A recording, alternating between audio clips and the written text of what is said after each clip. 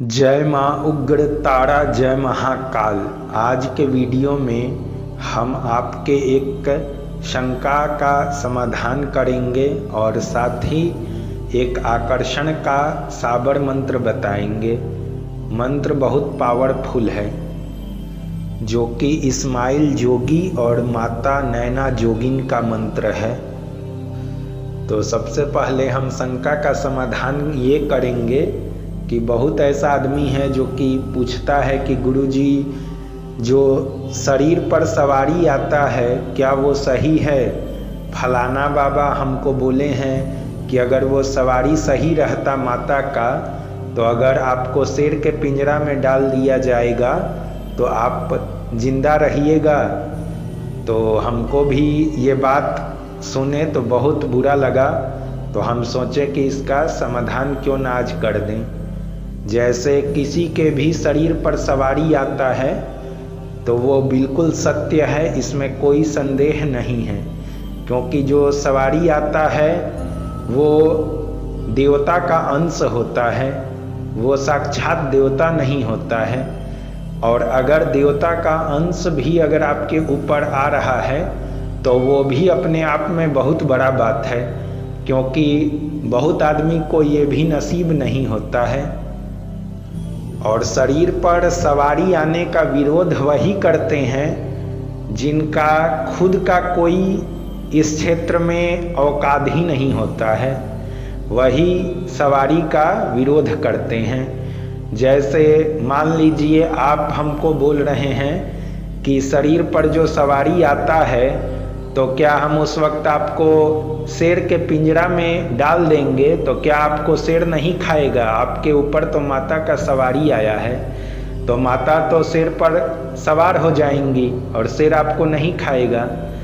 तो उसको हम ये जवाब देना चाहते हैं कि जो शालिग्राम शिला होता है उसमें भी आप लोग कहते हैं कि इसमें भगवान नारायण का वास है। तो क्या शालिग्राम शिला को समुद्र में डाल दिया जाए, नदी में डाल दिया जाएगा तो क्या वो तैर करके बाहर आ जाएगा? क्या तुलसी जी का पौधा अगर गमला में आप लगा दीजिए और उसको कभी पानी नहीं दीजिए तो क्या उसका पेड़ जो है वो बच जाएगा? क्योंकि आप तो कहिएगा कि वो माता हैं, उनको बैकुंठ से भगवान जल दे देंगे। क्या जो 12 ज्योतिर्लिंग है, जो सोमनाथ मंदिर है, जब उसको मोहम्मद गजनवी जब उस पर आक्रमण किया और मंदिर में लूटपाट किया, तो क्या आप क्या कहिएगा कि सोमनाथ बाबा के पास शक्ति नहीं है? क्या वो खुद उठ करके लड़ाई नहीं लड़ सकते थे मोहम्मद गजनवी से? क्या वो हार गए? तो इस तरह से बकवास नहीं करिए। और किसी के ऊपर अगर कोई भी सवारी आ रहा है तो उसका अपमान नहीं करिए। वो पढ़ा लिखा थोड़ा कम होता है, आपको जवाब नहीं दे पाएगा। तो अगर आपको जवाब चाहिए तो आप हमसे संपर्क करिए, आपका ज्ञान का भूख पूरा तरीका से मिटा दिया जाएगा। इसलिए सीधे साधे भक्त को परेशान नहीं करिए। और जो भी व्यक्ति के शरीर पर सवारी आता है और वो अगर ऐसे व्यक्ति का कोई भी बात सुनता है, उससे कोई भी मार्ग पूछता है, तो जिसके ऊपर जो सवारी आ रहा है वो व्यक्ति भी कहीं ना कहीं पाप का भागी होता है, क्योंकि सामने वाला उसके सवारी का अपमान कर रहा है और वो उसी से बात कर रहा है। इसलिए सवारी जिसके ऊपर आता है उससे भी यह हमारा एक विनती है कि ऐसे आदमी जो कि सवारी का अपमान करते हैं या उसको नहीं मानते हैं, तो आप लोग उसको अनलाइक करिए और उससे दूरी बना लीजिए, क्योंकि ऐसा व्यक्ति आपको आध्यात्मिक रूप से बहुत कमज़ोर बना देगा, आपको मन में बहुत सा भ्रांति उत्पन्न कर देगा और आपका भक्ति से आपको हटा देगा। इसलिए उसका बात नहीं सुनिए, उसके चक्कर में नहीं रहिए। वो जो बोलता है वो बिल्कुल पाखंडी है। और अगर कोई ये सोचता है कि अगर उसके ऊपर सवारी आता है वो झूठ बोल रहा है, तो सबसे बड़ा बात है कि आपके ऊपर सवारी नहीं आ रहा है और आप बहुत बड़े ज्ञानी हैं, तो आप ऐसा क्या विशेष कुछ देश और समाज के लिए कर दे रहे हैं, वो भी बताइए हम लोग को। ठीक है, तो दूसरे किसी को जो देवता और देवी का भावना से जुड़ करके पूजा पाठ किया है और आज अगर उसके ऊपर कोई सवारी आ रहा है तो आप लोग उसको नीचा नहीं दिखाइए।